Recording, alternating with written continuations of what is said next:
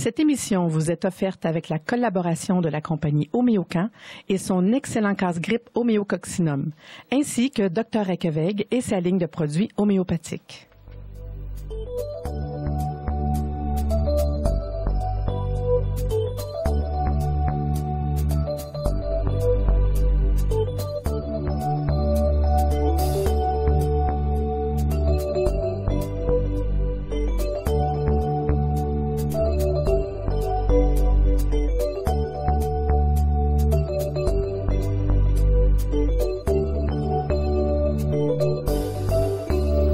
Bonjour et bienvenue à Réseau Santé. Aujourd'hui, l'émission, nous allons parler de techniques différentes. Pourquoi des techniques différentes? Il y en a tellement, puis ça serait le fun de toutes les connaître. Je ne suis pas sûre d'avoir le temps un jour de toutes les compter, mais il y en a. Ce matin, on va parler avec Chantal Soucy d'Équisens et nous allons parler aussi avec Sylvia Garland l'art et la santé. Vous verrez quelque chose de très intéressant. Bonjour Patricia. Bonjour. Ce matin, de quoi de différent? Puis on a même... Oui, on va avoir du fun. Surtout qu'on a même un petit cheval, on a des tableaux, on a vraiment des invités très colorés. Puis je pense que c'est quelque chose de le fun. On va commencer avec Chantal. Bonjour Chantal. Bien, bonjour. Conte-nous qui est-ce que tu es, qu'est-ce que tu fais dans la vie, qu'est-ce que tu fais avec nous ce matin? Bien, ce matin, je suis là pour vous parler d'Équisens et de l'équitation thérapeutique. De plus en plus, on en entend parler dans les médias sociaux, la télévision, mais là, je suis là pour vous donner de l'information concrète sur ce que c'est l'équitation thérapeutique. Ah, je trouve ça intéressant. Oui, c'est très intéressant. C'est différent, c'est pas conventionnel, mais c'est une technique efficace. L'autre que nous allons voir, Sylvia. Bonjour Sylvia. Bonjour Marie-Lise, bonjour à vous tous. Moi, je suis peintre et sculpteur depuis très bas âge et je donne aussi des formations, des conférences sur l'art. C'est quelque chose que les objectifs, mes buts dans ces conférences, c'est de permettre aux gens d'utiliser l'art comme source de ressourcement personnel. Moi, ce que je trouve intéressant, c'est que dans le fond, c'est deux choses qu'on trouve, je ne vais pas dire le mot banal, là, mais je veux dire qu'on dit que ce soit d'équitation ou de l'art, ben voyons, qu'est-ce que ça va nous faire en thérapie. Là, je suis contente qu'on va développer là-dedans parce qu'il y a vraiment des choses extraordinaires. Je sais que j'ai déjà été prendre un cours avec toi, puis j'ai trouvé ça extraordinaire. Oui, toi aussi, hein? Fait que je trouve que c'est le fun, des fois, de sortir du cadre normal qu'on a. Puis le monde, des fois, on dit thérapie, on a tellement l'impression que la thérapie, c'est d'un bureau, assis avec la personne, puis oh mon Dieu Seigneur, qu'est-ce qu'on va faire? C'est comme à la TV, c'est stressant. Ben non, c'est pas ça. Fait que je vais commencer un peu avec Chantal. Développe un peu, conte-nous, c'est quoi, qu'est-ce qui ferait qu'on irait te consulter? Bien, en fait, je vais continuer avec ce que tu disais.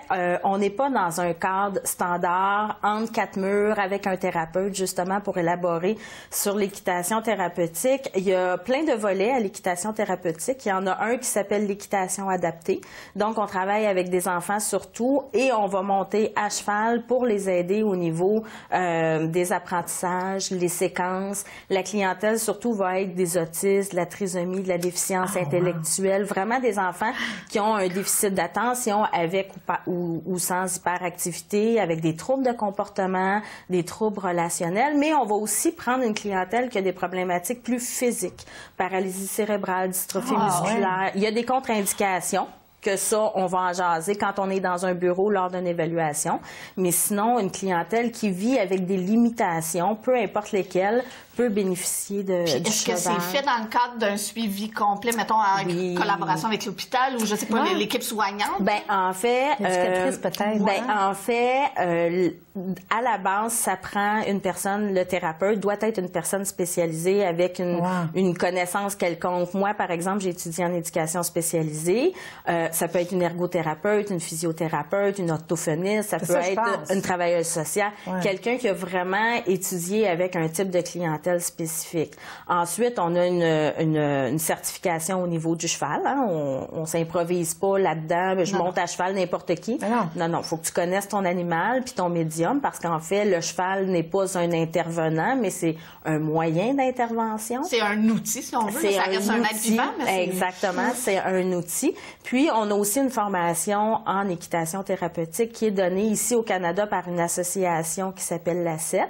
Mais il y a aussi, moi, par exemple, je suis aussi certifiée par EGALA, qui est une association internationale au niveau de la psychothérapie assistée par le cheval, une thérapie au sol. Mais ça veut dire que, admettons que là, tout le monde qui qui écoutent l'émission entendent ça, puis ils se disent, mais moi, pour mon enfant, c'est quoi la démarche? Comprends-tu, là? Entre A et B, là. Oui. Je fais quoi? Bien, à la base, on commence par nous appeler, on prend rendez-vous et là, on va faire une évaluation. Donc, on amène l'enfant à l'écurie, l'enfant ou l'adulte. On parle beaucoup des enfants, mais il n'y a pas aussi que les enfants. On parle de santé mentale pour les adultes, dépression, les victimes d'agressions sexuelles. On a un programme super pour les jeunes filles qui ont été victimes d'agressions sexuelles. Donc, première rencontre, évaluation. On amène la personne sur place. On vérifie au niveau des allergies, surtout. Hein, ça a l'air un problème en créant un autre. Ben, exactement. Souvent, les gens vont dire j'irai pas parce que je suis allergique au cheval. C'est pas vrai. On n'a pas une allergie au cheval. On a une allergie à son poil qui est contaminé par la poussière, par le foin, par la moisissure qu'il y a dans l'environnement. Mais on n'est pas allergique au cheval. Et de toute façon, chez nous, on en a un qui est hypoallergène. Un curly. Et l'hiver, il est tout frisé comme un bichon maltais, comme un petit caniche. Et vraiment, il est très beau. Il est très beau, très grand, très majestueux. Et c'est ça l'intérêt du cheval, en fait, dans la thérapie. C'est que depuis qu'on est tout petit, on voit le cheval comme dans nos livres d'enfants, comme un animal majestueux. Et effectivement, ça fonctionne parce que le cheval, il est majestueux. Ça fonctionne parce que c'est un animal qui ne juge pas. C'est un animal très sensible. C'est un animal, de par sa prestance, qui va nous faire réagir et qui va nous faire prendre conscience de qui on est. Un enfant autiste qui a de la difficulté avec les relations sociales. Oui, parce que c'est une grosse caractéristique des gens. C'est une grosse caractéristique. C'est drôle à dire, mais la relation s'établit en un clin d'œil avec le cheval. Parce que le cheval ne va pas juger, justement. Parce que le cheval, oui, il est imposant, mais il parle pas. Il écoute et il interagit avec l'enfant.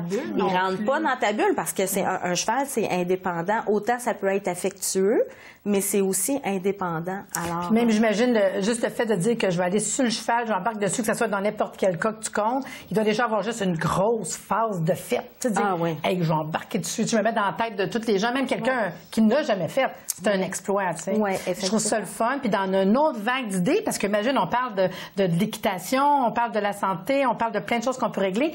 Le côté art, le côté, ça serait quoi? Oui, mettons qu'on va te consulter, c'est qu'est-ce qu'on apprend? Tout à fait. Quand on fait face à l'inconnu, à nos peurs, c'est de passer par-dessus nos barrières. Alors, tout comme un jeune qui arrive face à face à un cheval pour la première fois, bien souvent, les gens approchent les arts comme quelque chose à éviter. Je suis pas un artiste. Non, mais c'est vrai. Tout à fait. Picasso aurait dit que tout enfant est artiste, puis le problème, c'est de le demeurer en grandissant. Et je vois ça au niveau primaire. Première année, deuxième année, ça va très, très bien. Les jeunes sont très, très créatifs. Quand on est jeune, oui. Tout à fait. Mais rendu en cinquième année, sixième année, je reçois beaucoup de « Ben moi, madame, je sais pas dessiner. » Oh non, c'est désolant. Puis rendu à notre âge, ben, ça devient encore plus difficile. Mais par contre, les arts nous permettent justement de faire face à ces blocages personnels. Ça nous met en communication avec nos émotions et ça nous permet justement d'apprendre beaucoup de choses sur nous-mêmes. Ça nous donne en même temps des outils très efficace d'expression. Puis je te dirais même le côté revalorisation. Je dis puis moi je le sais parce qu'avec les petits enfants, je vais dessiner. C'est sûr, je fais pas le dessin, mais un bateau. Puis ils te regardent, on dit, mais mien c'est dessiné. C'est niaiseux, mais c'est pareil, ils capotent là. Puis moi j'ai toujours fait ça. Puis mes enfants, elle dirait, ils étaient jeunes, on était au restaurant, on dessinait un bateau, un ci, un ça pour des concours. C'est quoi. Puis c'est niaiseux, mais juste le fait d'être capable de, par expression, dessiner, le lien que ça fait, c'est fou là. Et même dans la vie au quotidien, on arrive à la quincaillerie, on cherche un bidule quelconque, on ne connaît pas le nom et que ce serait donc pratique si on serait capable de le dessiner. Ça rendrait la vie plus facile à tout le monde, tout à fait. Puis tu fonctionnes comment? Ça veut dire que c'est dans des groupes, c'est une personne tout seul, c'est quoi? Oh là là, ben moi je travaille à plusieurs niveaux. Je donne des formations à des éducateurs, éducatrices, professeurs, mais je travaille également avec les jeunes, les journées pédagogiques par exemple, où je vais animer un atelier basé sur une thématique, telle la forêt tropicale ou la terre dans la nature. Pardon? Tu as même écrit des livres pour les enfants, justement, qui accompagnent tes... Oui, tout à fait, tout à fait. Ce sont, tout simplement, moi, je partage mes sources d'inspiration avec les jeunes. Et là, je leur présente le matériel, tout simplement. Puis ton médium, c'est quoi? C'est tout le temps la même affaire? Je travaille avec tous les médiums. Avec les jeunes, c'est surtout une question de matériel de base. On parle de la gouache, de l'acrylique. Bien, c'est aussi de les introduire à des nouveaux médiums. Très rare qu'un jeune va avoir la chance de travailler avec l'argile. Ben moi, c'est ça que j'ai fait avec toi. Moi, j'ai trippé de faire de l'argile. Ouais. Tout à fait. C'est le fun. Les 2 mains dans une motte de terre, et que c'est thérapeutique, n'est-ce pas? Vraiment. J'imagine quelqu'un qui a des problèmes de motricité ou qui fait de l'arthrite aussi. Tout à fait. L'argile est bon pour les os. Donc, oui, ça développe la motricité. Ça donne la confiance aux jeunes de réaliser qu'il est capable de façonner un pot. Ou de monter une sculpture tout simplement avec un petit peu d'armature de fer et de l'argile, ça lui donne énormément de confiance. Mais en plus, il y a des études qui démontrent que dans les écoles qui ont un programme très solide en art plastique, en art visuel, ont un taux de décrochage beaucoup moindre. C'est pas juste de courir dehors puis de lâcher son fou. C'est bien beau être bon en dessin. C'est pas juste ça que ça prend pour faire de l'art, mais tu sais, des fois, tu peux être super bon. Parce que je prends, par exemple, mon conjoint. Lui, il voulait être dessinateur. Il est super bon en dessin. Puis là, ben, plus ça va, moins qu'il en fait. Puis là, il est rendu adulte, papa, il a de moins en moins de temps. Puis il y a comme le syndrome de la page blanche, tu sais. Par où je commence? Qu'est-ce que je fais? Puis il refait les mêmes dessins tout le temps qui sont super beaux. Puis, tu sais, là, il va m'entendre, il va dire, ah non, parle de moi. Le syndrome de la page blanche. C'est ça, de se lancer dedans. Puis nous, on fait de l'art avec nos enfants. Mais tu sais, c'est plus eux. Puis parlant d'art avec nos enfants, ils nous donnent bien souvent l'opportunité d'en faire. Mais quand les enfants deviennent grands, même nous, on arrête d'en faire, n'est-ce pas? Mais le fameux syndrome de la page blanche, je vous dirais qu'un des plus grands blocages en tant qu'artiste intérieur, c'est le désir de plaire. Ouais, on a cette manie de vouloir. Oui, tout à fait. Alors, la façon de contrer ça, c'est de ne pas oublier que l'art, on le fait pour soi-même. Oui, c'est ça. C'est toujours qu'est-ce que les autres vont dire, comment ils vont faire, Moi, c'est arrivé de déconnecter les enfants, c'est niaiseux, là. Je sais, quand elle était jeune, elle va dire oui, là, qu'elle change de tapisserie dans sa chambre, puis que j'ai dit, OK, venez-vous-en. On dessinait sur le mur. C'est arrivé pour vrai, toute la famille. On a dessiné toute la famille en dessin en bonhomme, comme la famille Simpson, mettons, mais c'était notre famille. Puis on écrivait des bulles. Je sais bien qu'il y a bien des parents qui n'ont peut-être pas fait ça, peut-être un petit peu folle un peu, puis que sa chambre... Ça permet aussi. Parce que mon fils, cette semaine, n'a pas le syndrome de la page blanche, lui. Il s'endormait pas le soir, puis il avait amené un petit crayon tout petit dans son lit. C'est un gros dessin sur le mur. C'est super beau, il dessine vraiment bien, mon garçon, il y a 5 ans. Puis là, le papa avait déjà fait un beau dessin sur le mur pour décorer. Fait que là, c'est un œuvre collective. Donc, ça devient un collectif. Oui, je voulais savoir, vu qu'on parle tantôt un peu de l'équisance, etc., as-tu un petit cas concret de quoi te facile de dire, il y a eu ça, qu'il y a eu développé? Tu sais, un cas que tu penses de lui, il est venu chez nous sans nommer une personne. Y a-t-il un cas?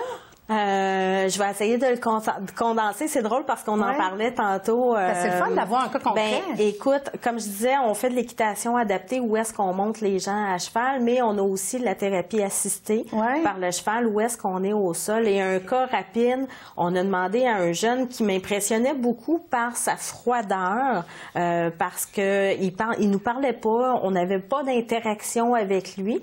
On a décidé de lui demander d'utiliser le matériel en place dans le manège intérieur pour simuler des lieux de vie. Le premier, ce qu'il a fait, c'est qu'il a pris des cerceaux avec un ballon. Il nous a mis ça dans un coin du manège. Le deuxième, il a pris 4 cônes et il n'y avait rien à l'intérieur. Le troisième lieu, ce qu'il a fait, c'est qu'il a pris un autre 4 cônes et là, il a mis des épées en styromousse en plein milieu du carré. Et là, sa consigne, c'était de prendre le cheval et de présenter ses milieux de vie à son cheval. Okay. Et là, ce qu'il a fait, c'est quand il est arrivé où il y avait les cerceaux et le ballon, le cheval s'est mis à jouer avec les accessoires et à essayer de tasser les choses vers le jeune. Dans le deuxième milieu de vie, ce qui s'est passé, c'est que le cheval est entré dans le carré de cône et est ressorti. Rentrait, sortait, rentrait, sortait. Et dans le troisième carré, ce que le cheval a fait, c'est avec sa tête, si je vais me permettre de prendre le cheval, mais le cheval a pris sa tête et est allé chercher le jeune pour le ramener vers lui.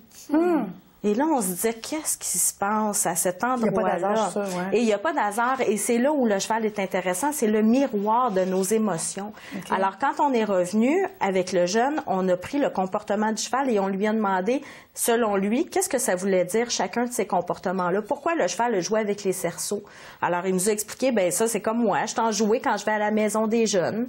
Le deuxième, pourquoi rentre, pourquoi sort? Ben il dit, c'est comme chez nous. Moi, c'est ma maison. Et le dernier, c'était à l'école. Oh, fait que c'est pour ça qu'il y avait des On liens s'est comme rendu ça. compte que le garçon était victime d'intimidation à l'école. Ça, là, je trouve ça tellement intéressant, là, ce que tu nous comptes. En tout cas, on va prendre une petite pause, là. Oui. Après ça, on revient en continuant de parler de ça, c'est merveilleux. Ça va me faire plaisir. Merci. On a terminé avec Chantal qui nous parlait d'un cas. Moi, je veux savoir la même affaire pour Sylvia. Sylvia a un cas concret, quelque chose là, qui nous dirait? Oui, tout comme Chantal, il y a tellement d'anecdotes qu'on peut raconter, mais un exemple que j'aimerais partager avec vous, c'est une œuvre qui a été faite par une adulte qui est atteinte d'autisme et une déficience intellectuelle qui m'est arrivée en atelier un jour avec une image qu'elle a tirée d'une revue touristique. Le Parlement d'Ottawa et en avant-plan, un banc de tulipes. C'est ce qui l'inspirait. Elle avait le goût de reproduire cette image. C'est ce que ça l'a donné. Moi, ce que je vois dans cette belle image, et l'original est encore plus grande, c'est qu'il n'y a plus de tulipes. Elle a été transformée, ça a été transformé en marguerite. C'est ça. Et le Parlement d'Ottawa a été complètement... Non. Ah non. Puis moi, j'aime le sourire. Oui, tout à fait, tout à fait. C'est très joyeux comme image. Oui. Mais ce qui est intéressant, c'est que nous l'avons encadré et nous l'avons mis dans la boutique. Cette œuvre s'est vendue la même journée. Et la fille qui tenait la boutique à l'époque m'a expliqué que la dame qui est rentrée, elle a vu cette œuvre, elle a eu un coup de cœur, puis elle a expliqué que l'œuvre lui rappelait sa ville natale. Elle se sentait nostalgique. Elle venait d'aménager de Laval, puis elle habitait. Alors, le pouvoir de la peinture, c'est pas seulement pour, ou de l'art en général, c'est pas seulement pour le pratiquant, pour la personne qui décide d'entamer une pratique, mais c'est aussi pour les gens. Mais là, quand tu dis ça, quand tu expliques ça, j'essaie de voir le côté, dans une boutique, il y a une boutique qu'on peut acheter, c'est ça, j'essaie de voir? Dans ce cas-là, oui, tout à fait. À l'atelier que j'offrais à ce moment-là, il y avait une boutique qui était connexe. Ça peut être le fun pour ceux qui ramassent des dons ou pour ceux... Moi, je trouve ça cute, là. Mais c'est valorisant, là. Fait une peinture, tu sais, puis elle devait être fière de ce qu'elle a accompli, mais elle ne devait pas s'attendre à être achetée aussi rapidement. Tout à fait. C'est quelque chose. Mais on voyait que la dame a créé cette œuvre vraiment dans la joie du moment présent. Puis, mettons qu'on parle d'équitation, puis je dis tout le temps équitation, je sais bien, il faut que je dise équitance, là. Équithérapie. Équithérapie qui est plus beau aussi. Mettons que... Ça peut être aussi quelqu'un, dans le fond, qui manque de confiance en lui, parce qu'on parle des gros cas. Mais moi, je pense à des patients, des fois, qui manquent de confiance en eux autres. Moi, je me dis, si tu fais du cheval, là, pour vrai, là, ça doit remettre du confiance en soi. En fait, ça va toucher tous les sphères. Hein. On parle du côté physique, comme je disais tantôt, mais on parle aussi du côté relationnel, l'estime de soi, l'affirmation de soi. On a développé des ateliers qu'on va appeler Iki Coaching, qui s'adressent à une clientèle plus corporative, les chefs d'entreprise, les superviseurs. Et là, on va parler de team building, de communication efficace, de leadership. Alors, quelqu'un qui manque de confiance en lui, quelqu'un qui a de la difficulté à s'affirmer, la prise de décision. C'est ça que je me disais. Le cheval est un médium idéal. L'exemple que tu donnais tantôt, c'est pas juste de se promener sur un cheval. Là. Je veux dire, non, c'est au sol en liberté. Non, effectivement. Moi, j'ai une horde de 6 chevaux. De temps en temps, je travaille avec les 6 en même temps en liberté. Pour une personne, et on intègre les gens. Je m'en sers pour moi, là. Quand moi, j'ai besoin de me ressourcer, de devenir authentique, mes chevaux me le disent, là. Quand un matin, j'arrive à l'écurie puis que je suis pas là, puis que j'ai à travailler avec eux, ils me remettent dans le bon contexte, puis ils me le disent. Ils vont faire des choses pas dangereuses. Là, on s'imagine tout le temps les chevaux vont kicker ou des choses comme ça. C'est même pas des comportements comme ça. Ça peut être juste l'éloignement. Je vais lui demander de venir vers moi, puis le cheval ne viendra pas. Parce que peut-être que je suis pas congruente dans ce que je dis non plus. Je veux faire quelque chose, mais dans le fond de mon être, c'est pas ça, parce que j'ai de la peine, parce que je suis fatiguée, parce que je suis pas capable de m'affirmer, parce que le cheval, cette journée-là, m'impressionne plus que d'habitude. Alors, oui, la thérapie assistée au sol existe et de plus en plus, on s'en sert. On travaille vraiment avec le cheval en liberté et ça devient notre chum. Le cheval devient notre chum. Notre chum, c'est ça. Je dis pas qu'on passe sur le party avec, mais des fois, c'est comme ça que dans le fond, ce que j'essaie de voir, c'est que moi, on pourrait être aussi, je suis tout seul, je peux décider d'aller te voir, puis pour 1 ou 2 jours, parce qu'il y a le budget aussi, j'imagine. Mais je fais une journée, je prends rendez-vous, je vais pour moi personnel, tu peux peut-être m'amener à faire quelque chose. Et on peut faire la même affaire pour ton côté. Moi, si j'ai le goût d'être tout seul, je dis, ben là, je vais pas commencer à faire un gros groupe, pas commencer. Puis toujours, la réalité, c'est ça, c'est le budget. Moi, je t'écoute, puis je lui dis, c'est vrai, peut-être que je vais refaire un peu peu de peinture. Peut-être je vais faire un peu. Fait qu'on peut te contacter, dire est-ce qu'on fait de la consultation? Elle parle de coaching, j'imagine que tu fais du coaching. C'est la même aussi. chose. Au niveau corporatif, on peut diriger des ateliers et faire la création d'une murale, d'une toile collective. Et ces activités. Fun, tu m'avais conté ça, que tu avais fait. Oui. Ouais. Ces activités amènent naturellement vers une session de remue-ménage.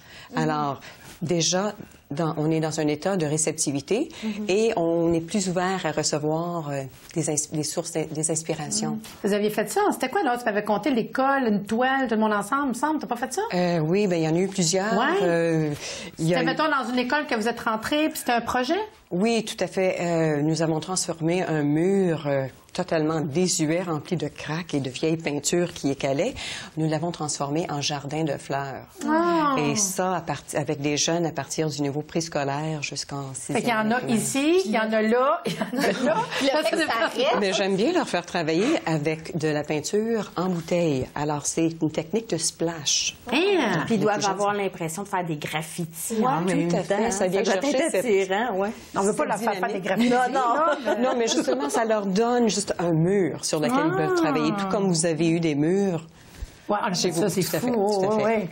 Mais ça veut dire qu'il y aurait autant d'une école qui peut t'appeler une garderie, il y aurait autant une corporative qui veut dire, nous autres, on veut quelque chose Il y a bien ensemble. des associations aussi qui peuvent faire appel à des formateurs en arts plastiques. Il y a l'Association des services de garde en milieu scolaire. Qui offre c'est une très bonne ressource pour les gens en milieu scolaire. C'est la référence d'ailleurs. Donc ils peuvent offrir de la feuille de papier, de faire des projets d'art. Exactement, d'offrir d'autres ressources, d'autres outils. Est-ce que tu formes les éducateurs? Je forme les éducateurs, les spécialistes en arts plastiques. Il y a aussi les associations pour les artistes. Pour quelqu'un qui fait un petit peu de peinture déjà, mais aimerait se retrouver dans une dynamique de groupe, être mieux motivé, être mieux engagé envers soi-même, et peut se joindre à une association pour les artistes. Des fois, c'est l'étincelle qui manque. Oui, moi, tout à là, fait. franchement, je trouve ça très intéressant. Puis là, on va prendre une petite pause pour revenir pour savoir où vous contacter, où vous rencontrer, comment vous rejoindre. Moi, je trouve que, wow, donnez-moi l'information. Moi, je vais me remettre à l'équitation, puis je vais me remettre à l'art. Moi, je pense que c'est ça que je vais faire. En tout cas, Sylvia, c'est bien intéressant. J'aime ça, puis j'ai pris un cours avec toi, mais ça me donne vraiment le goût de faire d'autres choses, là. Sylvia, pour te rejoindre, à quel endroit? Est-ce que tu as un site Internet? Oui, tout à fait. www.sylviagarland.com. Puis un numéro de téléphone, peut-être, parce que c'est pas tout le monde qui a la facilité d'aller sur Internet. Oui, dans le code régional 450-419-1736. Puis y a-tu quelque chose que tu nous as pas parlé ou on est pas mal complet tout ce qu'on a compté? Là, j'aimerais tout simplement peut-être partager des sources, des ressources pour votre auditoire, des gens qui aimeraient s'impliquer au niveau de l'art. Il y a plusieurs sources telles que les babillards ou les centres locaux qui offrent des cours. On peut tout de suite parler, dans le fond, de notre défi santé de cette émission. Oui. On vous incite... on va pas chercher trop loin, à faire de l'art. Tu sais, de prendre, pas nécessairement se compliquer la tête, de juste prendre de l'avoir en tête puis de le faire une couple de minutes dans la journée pour justement prendre le goût, prendre le rythme de le faire. Puis c'est là que vient peut-être les suggestions pour aller un petit peu plus loin, comme on disait, le bouche à oreille, les babillards, mais sinon, il y a des cours, des associations. Puis tantôt, elle disait aussi peut-être d'aller voir un musée. Tu sais, des fois. Oui, tout à fait. Ah, ça, c'est important. Découvrir, l'art, redécouvrir. C'est vrai qu'on ne dira pas, on s'en va au musée, mais pour vrai, là, aller découvrir un peu ce côté-là, puis on va être surpris. On cherche quoi faire un dimanche après-midi, alors on peut rentrer dans une galerie d'art ou un musée. Il ne faut pas avoir peur. Il ne faut pas penser nécessairement qu'on sort de l'argent pour ça non plus, dans le sens que moi, ça m'arrive d'aller juste, mettons, sur la rue Saint-Paul, je dis ça, mais ici, sur le boulevard Sainte-Rose, à Seine-Dorothée, il y a, comment ça s'appelle, où est-ce que vous exposez, vous autres, l'été? Les Cercles Roux, ils font souvent des expositions. La route des Flammes, l'été, à Laval. Ce qu'on fait, ben oui, on fait le symposium d'art. Oui. Fait que moi, je pense qu'il y a bien des places, des fois, que ça coûte rien de découvrir puis regarder l'art. Puis pas juste regarder en passant, tu sais, peut-être prendre le temps de s'arrêter quelques minutes. Et de rentrer en communication avec une œuvre aussi.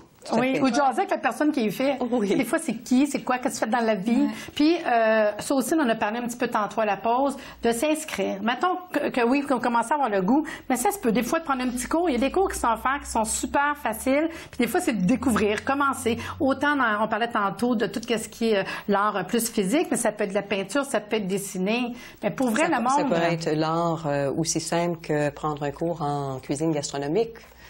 c'est tout simplement de s'impliquer dans quelque chose un petit peu différent, sortir de notre zone de confort. Puis vraiment, je pense que ça peut revaloriser. On va falloir se compter ça si on sort de ces sentiers battus-là. La semaine prochaine, ça va être tout peinturé. On va faire une grosse bannière sur les murs blancs. c'est ça. Puis Chantal, toi, ça c'est super intéressant. Tout ce qui est la santé du côté avec les animaux, je trouve ça le fun, mais on peut te rejoindre où? En fait, on a nous aussi un site web qui est le www.equi-sens.org. Okay. On peut nous appeler aussi par téléphone 514-803-7293. Et en fait, ce que je voulais mentionner aussi, c'est que on a des activités découvertes qui existent aussi chez nous, donc les écoles avec des classes spécialisées, les organismes avec des personnes handicapées qui ont des sorties éducatives à faire. On reçoit les gens pour un petit 4-5 heures d'activités découvertes avec les chevaux. Les gens peuvent se renseigner sur l'équitation thérapeutique, entre autres. Il y a des volumes qui sont sortis. Le cheval guérisseur de l'homme, le Tao du cheval aussi, qui est de Linda Kohanov. Il y a différentes lectures que vous pouvez retrouver maintenant en bibliothèque ou même en allant consulter notre site web. Il est très, très, très rempli, très complet. Donc, toutes les informations que vous avez besoin. Heartland, j'en parle parce que la série télévisée maintenant. C'est ça! OK! Oui, effectivement. Et je suis une fan de Heartland parce qu'on utilise beaucoup les huiles essentielles, l'homéopathie, les herbes pour traiter les chevaux.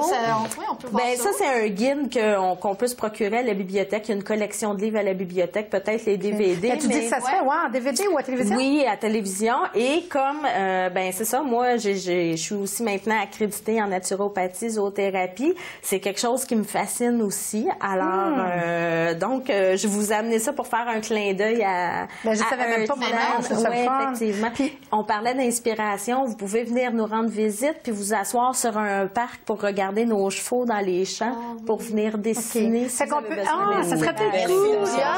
Oui, faire un petit mélange des deux. D'ailleurs, on a fait une grosse série de sculptures sur les chevaux. Oui, je les ai vues. C'est très, très beau. Alors, les portes sont ouvertes. Les gens nous appellent, viennent nous rencontrer. C'est ça, on n'arrive pas de même que le fun. Il faut quand même t'appeler avant. Idéalement, vous nous appelez parce que des fois, on est en séance, donc on peut pas répondre. Alors, vous appelez idéalement en premier. OK. Puis je vais savoir, pour terminer, à quel endroit que c'est, puis ta page Facebook? Oui, on a aussi une page Facebook et une page fan parce qu'on est un organisme à but non lucratif, un organisme de charité. Donc, souvent, il y a des levées de fonds, on a besoin d'aide financière. Et la page Facebook, c'est quoi? Equisens, Equi-Sens, vous allez tomber directement dessus. Et on est à Mirabel. Tu me demandais à quel endroit. Saint-Janvier, secteur Saint-Janvier à Mirabel, sur Laurent-Victor. OK. Mais je peux vous dire personnellement que je trouve que c'est deux choses différentes, mais qu'en fin de compte, je sais que vous avez conclu des amitiés ensemble. Oui, tout à fait. On a eu une belle complicité tantôt ensemble. En fait, on disait justement, parce que j'ai travaillé avec un regroupement pour des jeunes filles victimes d'agressions sexuelles, on a un partenariat avec ECUS et on parlait d'art-thérapie et de dessin et comment ce médium-là était efficace aussi. En tout cas, j'ai eu vraiment plaisir à faire une émission extraordinaire, de découverte, d'intéressant, d'équissence et de art dans la santé. Mais ce fut merveilleux, belle émission et belle découverte à tout le monde.